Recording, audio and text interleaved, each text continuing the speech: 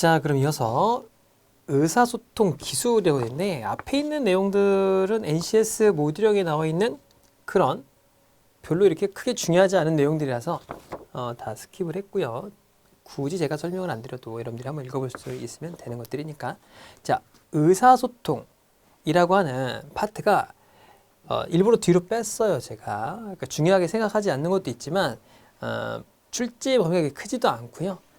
주로 이제 지문이 뭐 엄청나게 어렵게 나오거나 그러진 않아요. 막 고난도의 문제가 나오거나 그러진 않고 보통 우리가 말하는 모듈형이라고 하는 뭐 농민일보라든가 뭐 이런 지역 신문 같은 거에서 이제 보도 자료나 뭐 이런 것들이 활용이 많이 되기 때문에 그런 유형의 문제와 그 다음에 금융권에 관련돼 있는 문제로만 추렸어요. 그러다 보니까 앞서 있는 그런 내용들이 중요하진 않습니다. 사실 모듈형이라고 하는 것 중에서도 우리가 많이 나오는 게 이제 조직 이해 파트에서는 조금 많이 나옵니다. 그런데 의사소통에서는 많이 안 나오기 때문에 뭐 크게 중요하진 않고 정작 중요한 건 이제 어휘죠, 어휘. 이게 많이 나왔잖아요. 어휘력, 뭐 문법 이런 게 나왔는데 이거는 방법이 없어요. 그리고 뭐 설명할 게 그렇게 많지 않죠. 그냥 뭐 많이 공부할 수밖에 없어요. 이게 뭐 맞춤법 이런 문제가 아니기 때문에 여러분들이 그냥 스스로 공부를 많이 하는 방법밖에 없습니다. 그러면 하나의 팁을 드리면 우리 네이버 있죠? 그러니까 네이버에 국어사전이라고 치세요. 그래서 국어사전에 가면 국어사전 퀴즈가 있습니다. 맞춤법, 어휘력 퀴즈가 있는데 어휘력 관련돼 있는 퀴즈를 많이 풀어보세요.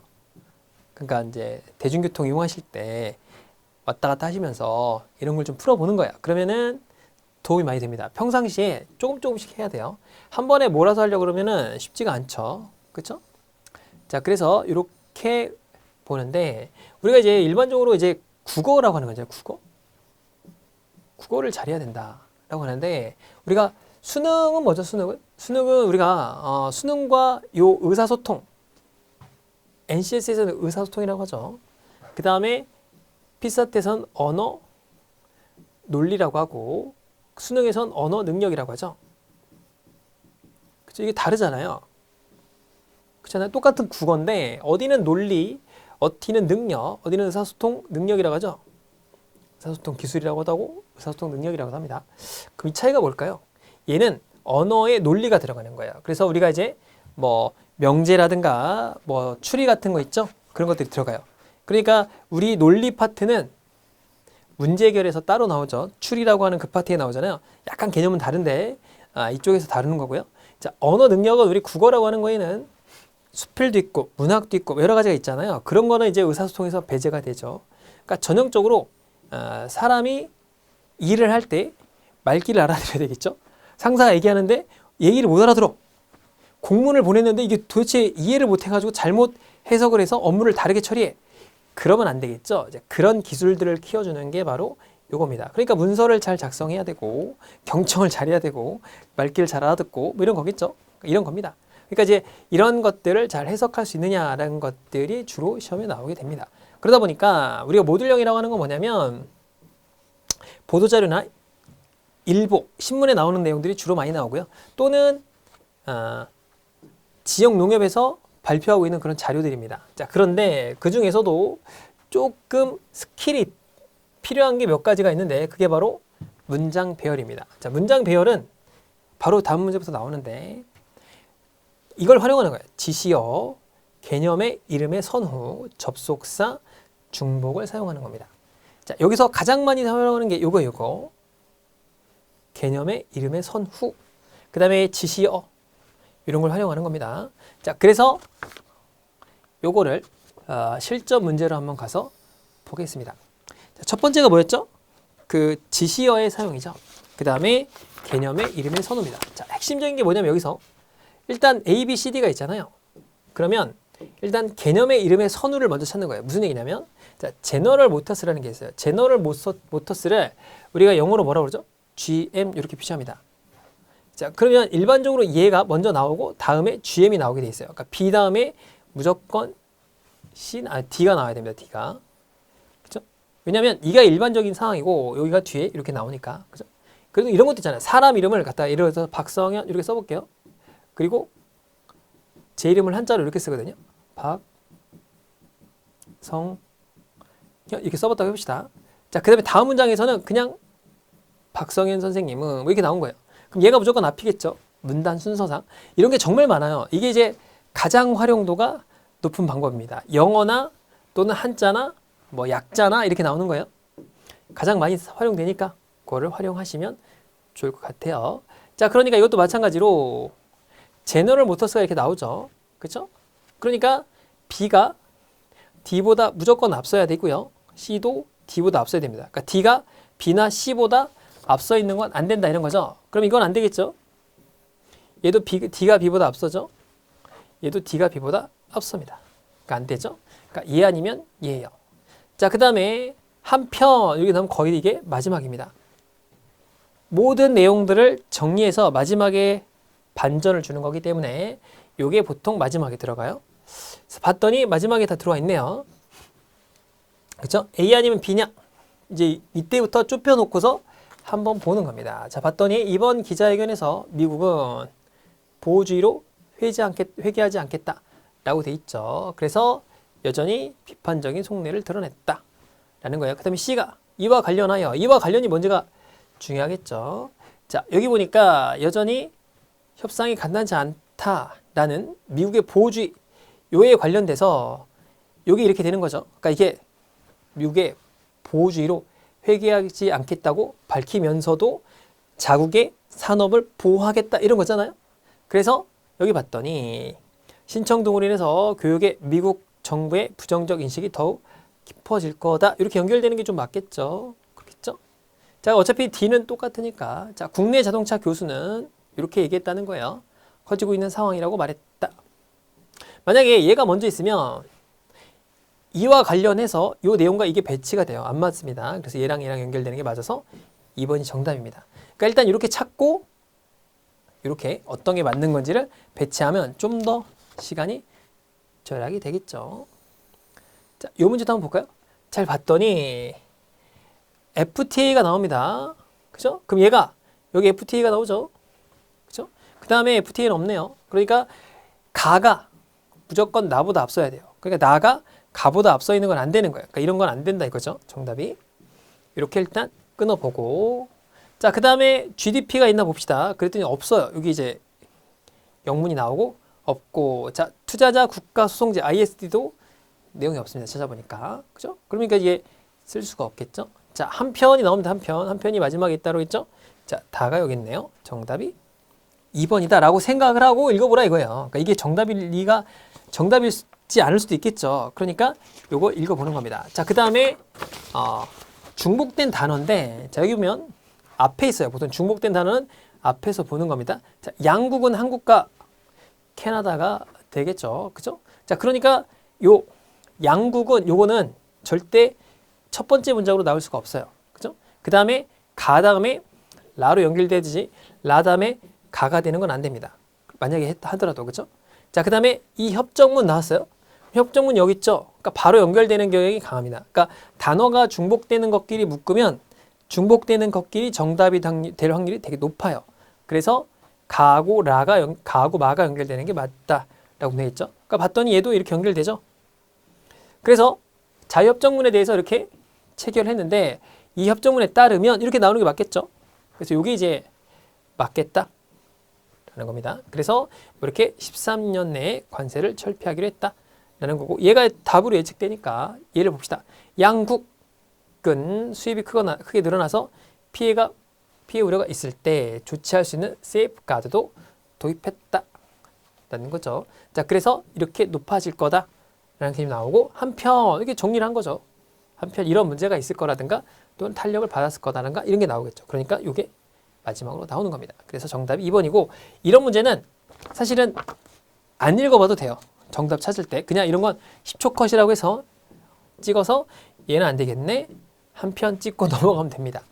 이렇게 풀어도 돼요. 사실은 문장 구조를 좀 더 많이 공부를 해보시면은 이 구조가 이렇게 나올 수밖에 없어서 정답이 그렇게 된 거죠. 자, 그 다음에 3번 한번 볼까요? 자, 요거는 위치를 찾는 거니까, 그러니까 들어갈 위치를 찾아라. 그럼 얘부터 먼저 읽는 거예요. 자, 봤더니 특허가 등록된 가운데, 그럼 특허가 뭔가 있어야겠죠? 특허가 나왔다는 게 나와야 되고 그 다음에 뒤에 있어야겠네요. 그렇겠죠? 자, 상품화 계획은 이렇게 극비리 추진됐습니다. 자, 기술적 과제는 전자기파를 금속 상자에 가두어서 음식이 그 안에 조리될 수 있다. 뭐 읽어보면 이게 전자레인지죠. 자, 전자레인지에 대한 내용입니다. 높이가 1.6m였대요. 그러니까 이만한 거죠. 여기까지 되겠네요. 그 다음에 무게가 350kg나 됐대요.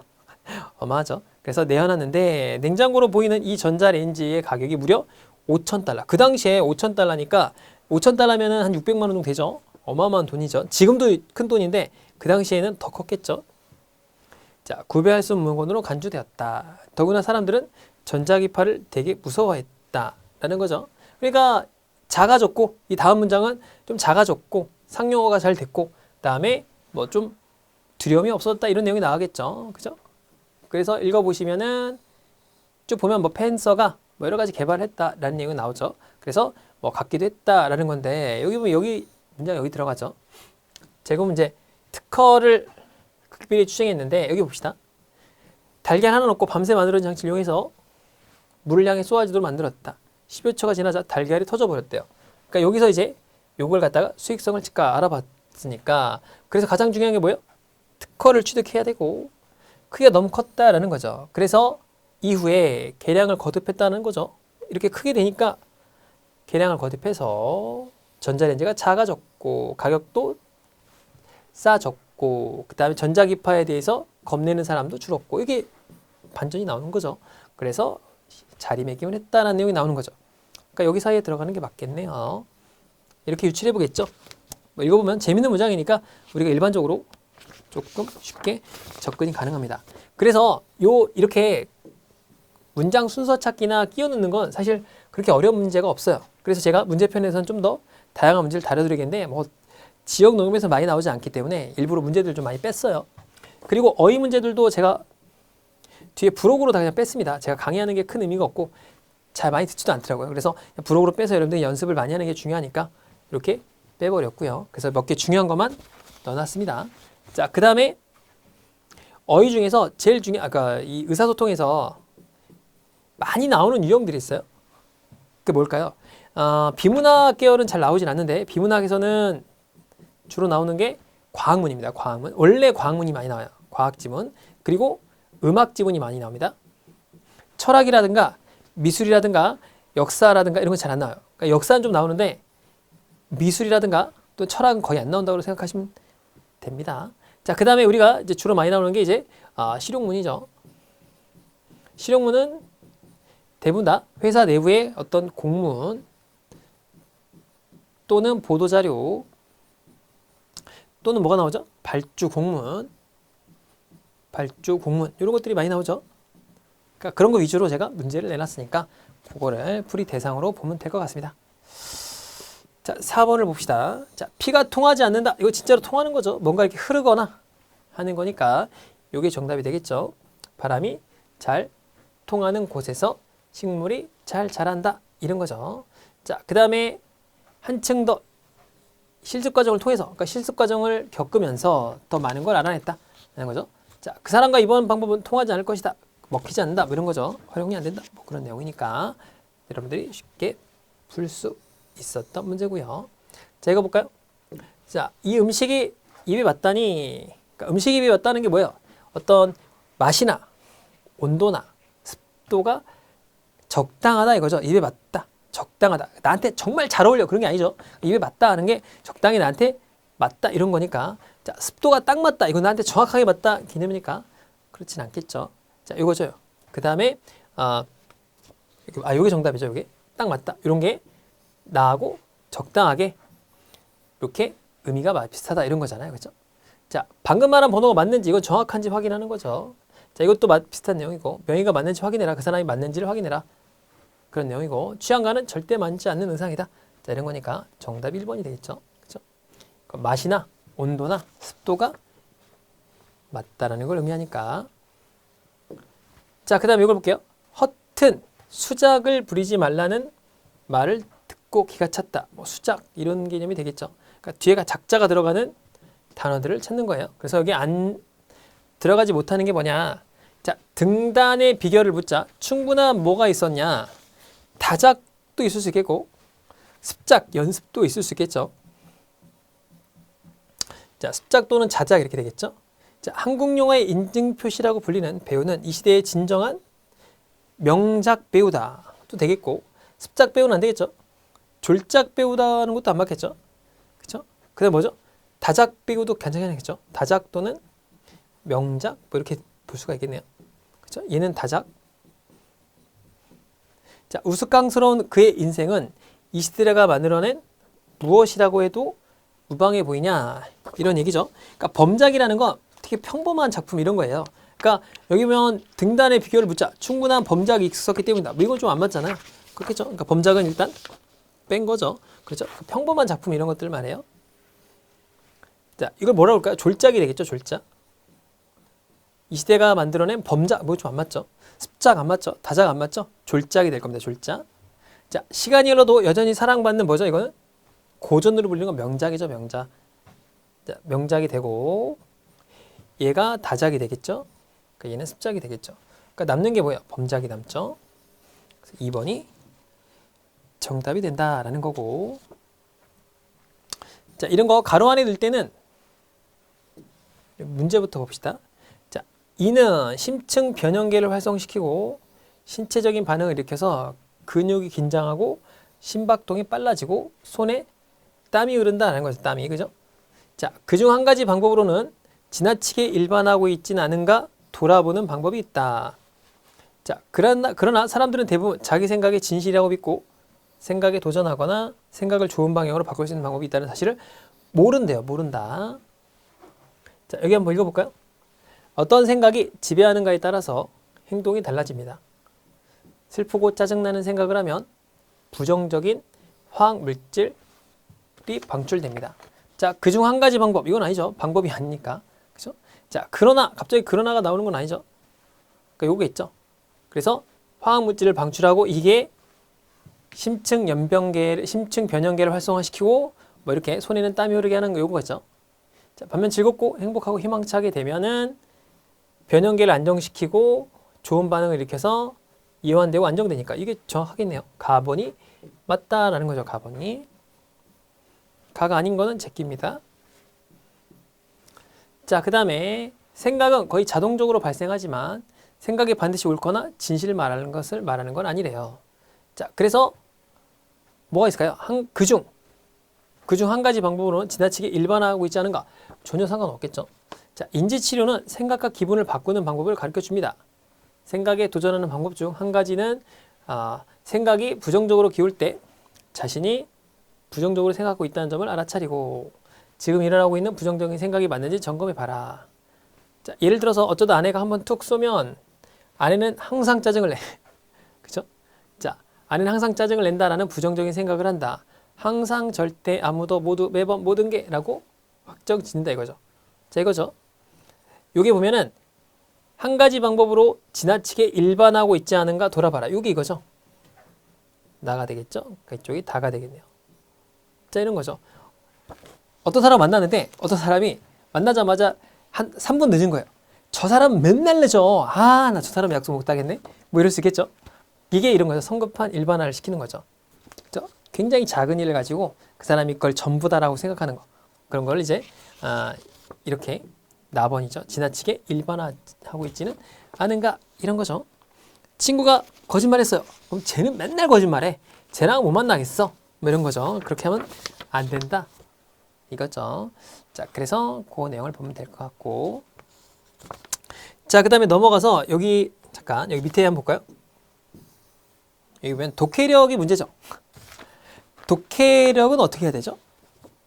독해력을 키우는 방법은 정말 많지만 제가 이제 PSAT 준비하는 친구들이라든가 공기업을 준비하는 친구들이 항상 이게 이제 의사소통 능력이 점수가 안 나오는 친구들이 있어요.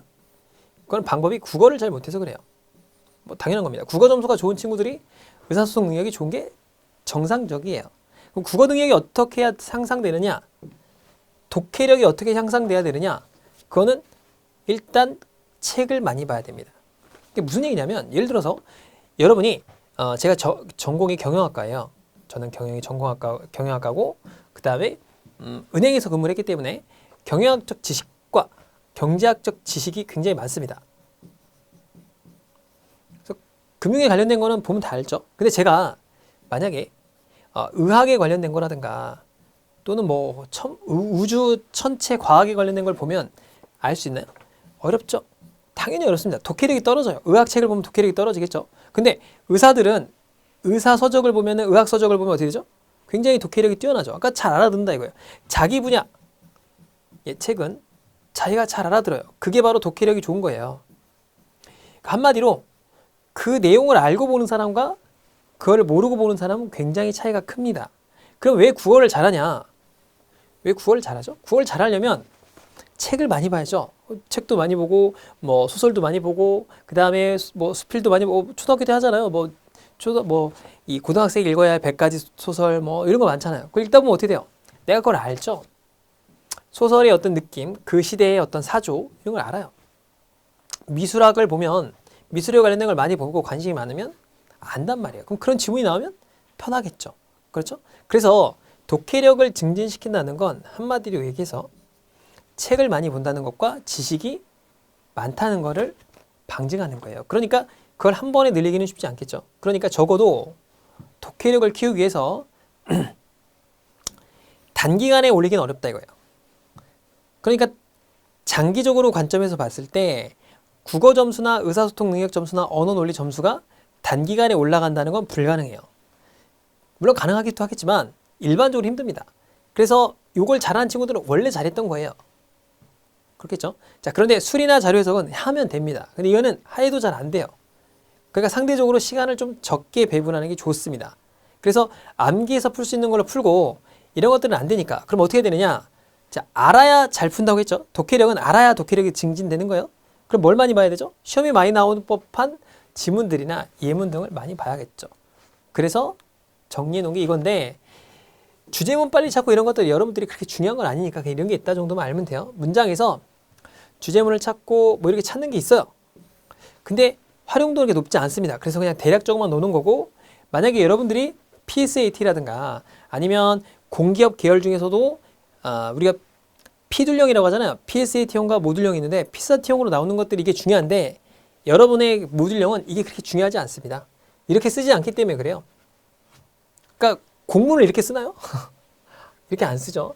그죠? 이렇게 쓰지는 않기 때문에 이런 게 그렇게 많이 필요하진 않다라는 겁니다. 자, 그래서 뭘 많이 봐야 되느냐? 이런 지문들을 많이 봐야 되는 거예요. 그쵸? 자, 한번 볼까요? 자, 국내 친환경 재배 면적이 줄어들어서 이렇게 프리미엄 자재로 인기 만점이 되고 수출 실적을 늘렸다 이거예요. 친환경 농자재 업체들이 이렇게 활로를 찾고 있어요. 왜 그러죠? 내수 시장의 침체가 됐기 때문에. 자, 이런 거 빨리 읽는 방법은 약간 팁이라고 하면 주어하고 수어만 읽어서 빨리 이거를 이해하는 거예요. 예를 들어서 국내 친환경 업체들이 활로를 찾고 있다. 국내 친환경 업체가 위축되고 있고 내수 시장이 침체되고 있다. 전통적인 수출 대상국인 이런 국가들이 이렇게 국가뿐만 아니라 중동 국가까지 보폭을 넓혔다. 자, 구조조정이 쉽지 않다. 우리나라 친환경 농경 비율은 위축됐다. 2017년도에는 이렇게 전홍화 경쟁이 사라졌다. 자, 그 다음에 기존의 절반 수준으로 쪼그라들었다. 자, 이처럼 줄어드는 것은 노동력이 많이 필요하다. 이런 식으로 끊어가는 거죠. 고령화 농가가 늘어났기 때문이다. 유기농에 도전했던 농가들이 돌아가는 경우도 많다는 의미다. 자, 생산비에 비해서 차이가 크지 않은 것도 감소에 영향을 줬다. 이런 식으로 주어와 수어만 끊어서 읽어 나가면서 대략적인 걸 파악하고 디테일한 건 문제를 들어가면서 풀어주는 게 좋겠죠. 자, 그런데 이런 게 있어요. 문제를 보고 푸는 게 좋냐? 아니면 이걸 읽고 푸는 게 좋냐라고 한다면 일단 내용을 안다. 대충 안다 그러면은 굳이 지문을 읽지 않아도 되겠죠. 그게 아니라면 지문을 대략적으로 한번 읽고 문제를 풀이하는 게 좀 더 빠르게 됩니다. 자, 그래서 저희는 문제로 한번 접근해 봅시다. 자, 다음 기사 자료를 읽고 설명한 내용 중 적절하지 않은 것을 골라라. 자, 국내 친환경 농업이 위축되고 있죠. 자, 그래서 내수 시장의 침체가 심화되고 있어서 우리나라의 친환경 농자재 업체들이 어떻게 된 거예요? 해외 수출로 활로를 찾고 있는 거죠. 맞다 라는 거고. 자, 담당 관계자는 중동에서도 한국의 유기식품과 유기자재에 대한 관심이 높아지고 있다라는 거니까 쭉 보면서 중동의 내용 여기 있죠. 중동까지 보폭을 넓히는 모양새다라고 돼 있고, 자 이렇게 밑으로 내려보면 내용들이 그런 게 나오겠죠. 뭐 중동해로 동남아시아 지역에도 나가고 중동 국가에도 면적을 늘린다라는 내용들이 나올 겁니다. 자, 우리나라의 친환경 농업 비율은 2012년에 비해서 2019년도에 7.3%포인트 줄어들었다라고 했습니다. 자, 여기 보면은 우리나라 총 친환경 비율은 12.5에서 5.2로 7.3%포인트만큼 위축됐죠. 자, 2012년에는 전농약 인증이 사라져. 그러니까 날짜를 판단해 보면 되겠네요. 자, 2012년에는 전농약 인증이 사라졌음을 감안하더라도 얘네들이 절반 수준으로 쪼가들었다. 자, 이게 틀렸는데 잘 보면 2012년에 전농약 인증이 사라짐에 따라, 그러니까 전농약 인증이 사라져서 얘네들이 감소된 건가요? 아니죠. 이거랑은 전혀 인과관계가 안 맞는 거죠. 자, 전농약 인증이 사라졌음을 감안하더라도, 그러니까 사라진 것과 이거는 별반 관계된 게 없는 거예요. 근데 4번 지문은 얘가 사라졌기 때문에 얘가 더 줄어든 게 아니죠. 그렇죠? 그래서 약간의 원인 관계가 잘못된 거죠. 틀렸다. 현재 누보는 17개국에 수출하고 있으며 카프코 등은 9개국에 수출되고 있다라고 했습니다. 뭐 누보가 뭔지 우리가 모르죠. 누보가 뭐고 뭐 카프코가 뭔지 어떻게 합니까? 여기 나와 있죠. 누보나 요거는 판매 중이고 카프코는 여기 17개국에서 누보, 9개국에서 카프코가 수출이 되고 있다고 했습니다.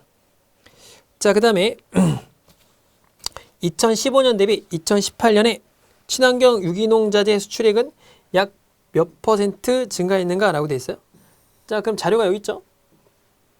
여기 친환경 유기농 농자재 수출액 추이가 나오죠. 그러면 2015년도가 여기고 얘가 여기니까 7,100 빼기 4,500만 나누기 4,500만이죠.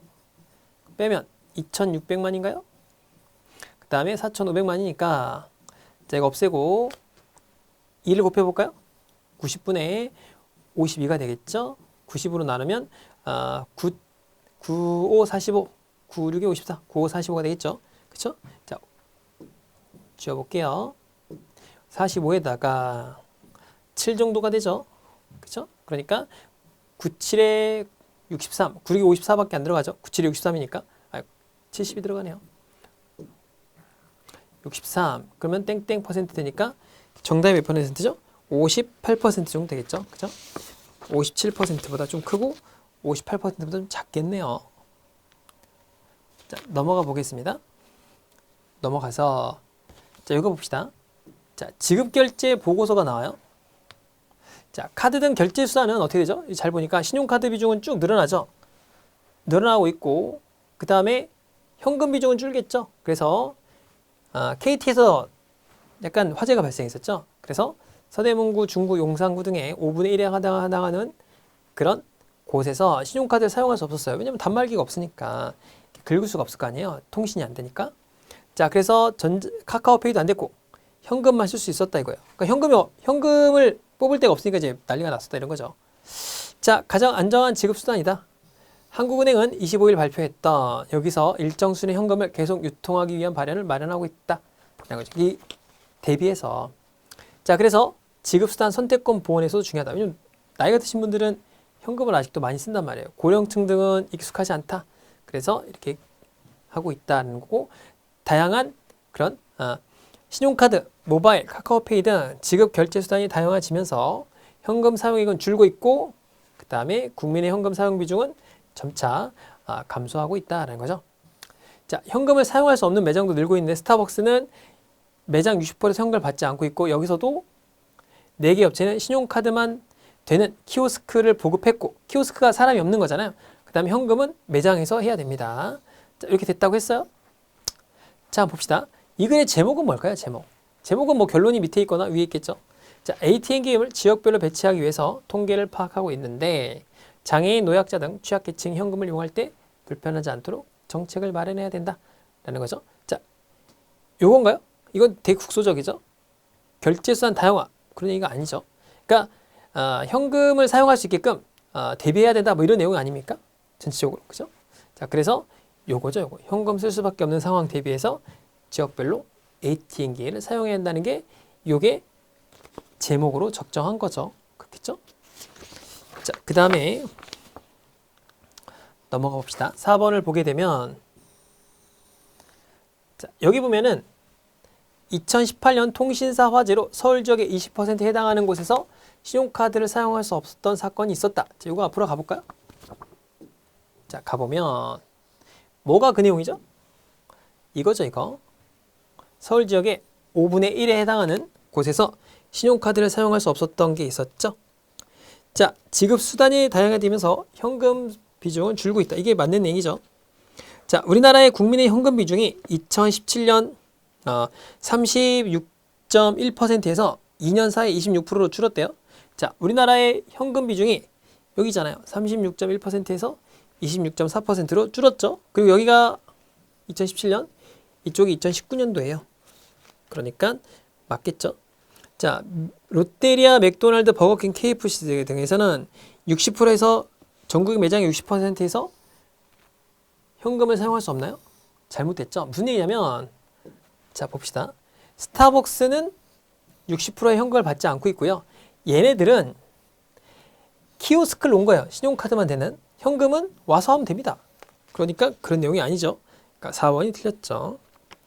자, 현금 자동 인출기도 4,377대가 감소했죠. 자, 맞는 겁니다. 자, 그 다음에 요 몇 번이냐면 요 5번 한번 볼게요. 자, 2017년도에 전체 결제 건수가 1억 건이 1억 건. 자, 그런데 신용카드가 2천만 건입니다. 2천만 건. 약 20%죠. 그쵸? 자, 그 다음에 체크카드, 직불카드는 1,500만 건이에요. 몇 퍼센트죠? 15%가 됩니다. 그쵸?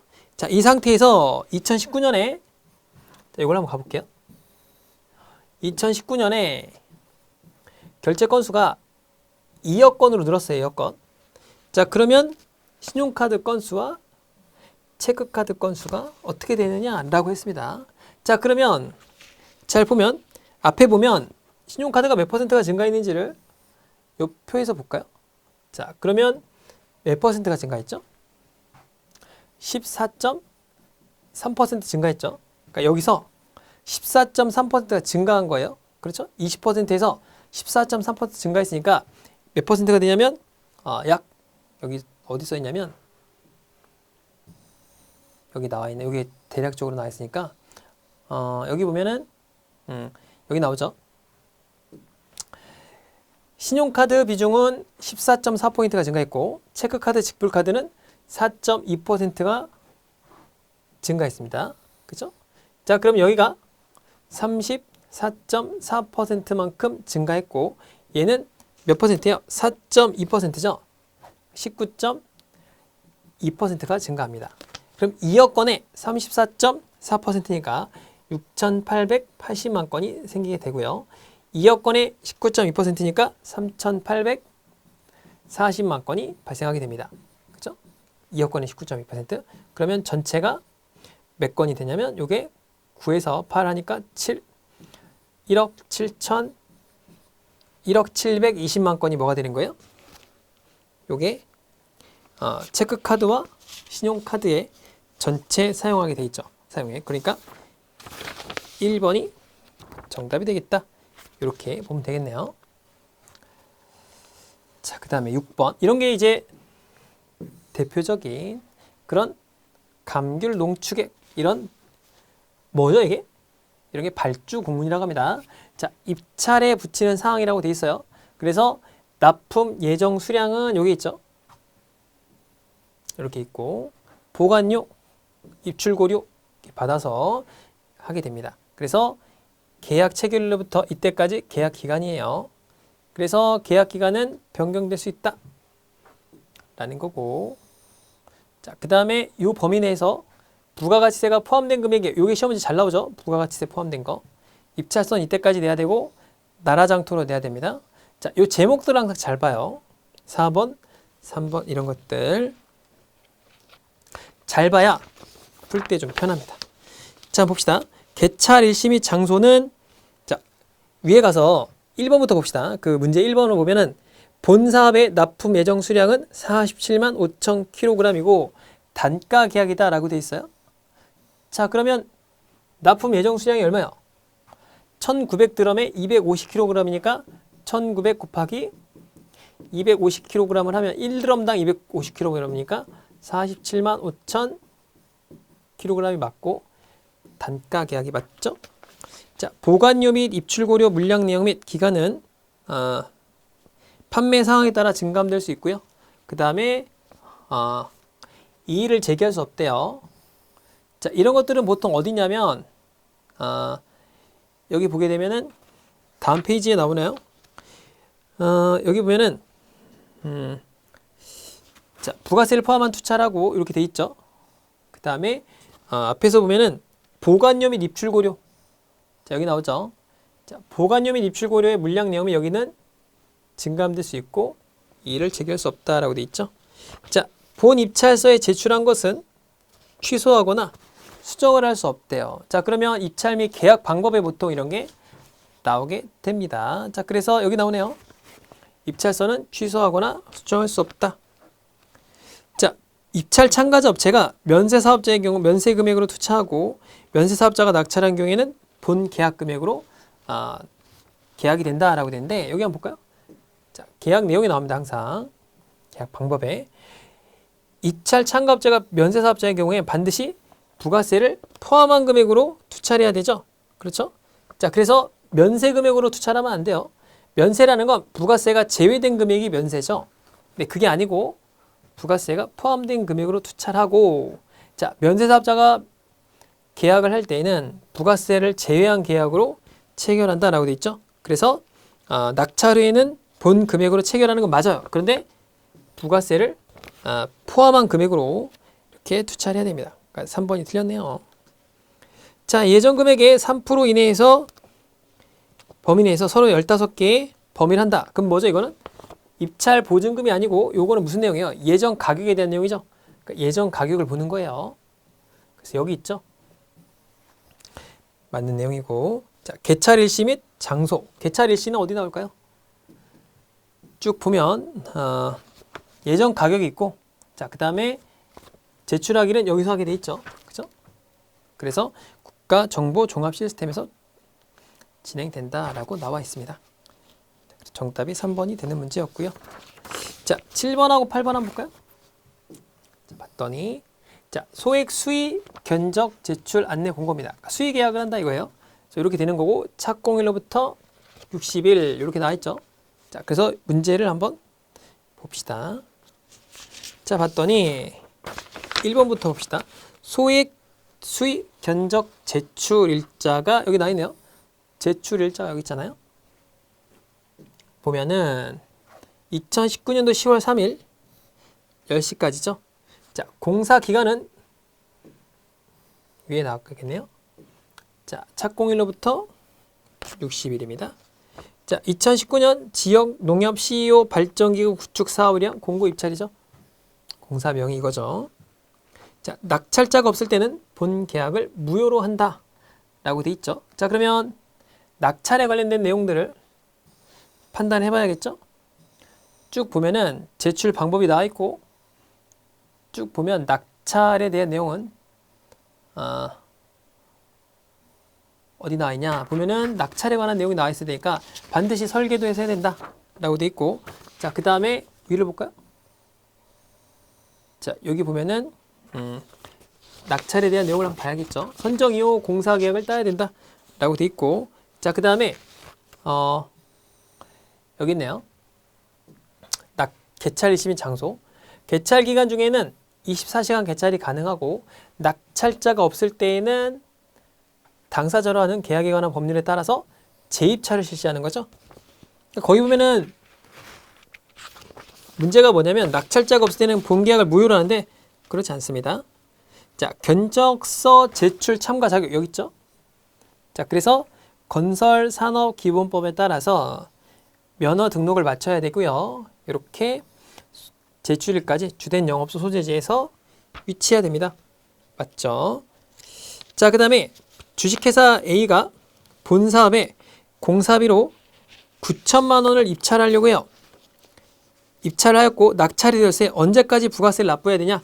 라고 돼 있죠. 자, 그러면 잘 보면 얘가 9천만 원이 낙찰이 됐어요. 그럼 이게 부가세가 포함된 금액으로 지금 낙찰이 됐단 말이에요. 그러면 부가세가 얼마죠? 9천만 원이 낙찰 금액이면 자, X 더하기 10%의 X를 더한 게 9천만 원이죠. 그죠? 요게 이제 공급가액이고 얘가 10%가 이제 부가세예요. 그러니까 어떤 재화는 항상 재화 가격의 부가세를 더한 게 9천만 원이란 말이에요. 1.1X가 9천만 원이 되겠죠? 그죠? 그럼 X는 얼마요? X 계산하면 9천만 원 나누기 1.1이 되겠죠? 그러면 계산하면 8,100, 8181 이렇게 나올 거예요. 그럼 부가세는 얼마예요? 여기 10%니까 8181 이렇게 나올 겁니다. 부가세 계산하면 10%니까 8181 이렇게 나와요. 이렇게 점이 찍혀야죠. 두 개 더 얼마요? 9천만 원이 되는 겁니다. 자, 그러니까 물어본 게 뭐예요? 부가세는 얼마죠? 818만 1,000원 정도 돼요. 그러니까 일단 1번밖에 안 되죠.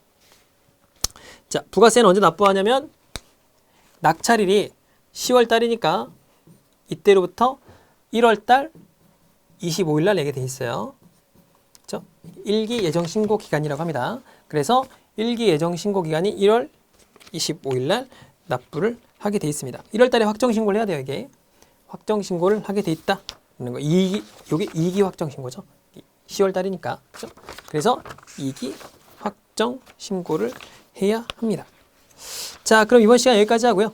다음 시간에는 9번 문제부터 풀이를 해보도록 합시다. 수고 많으셨습니다.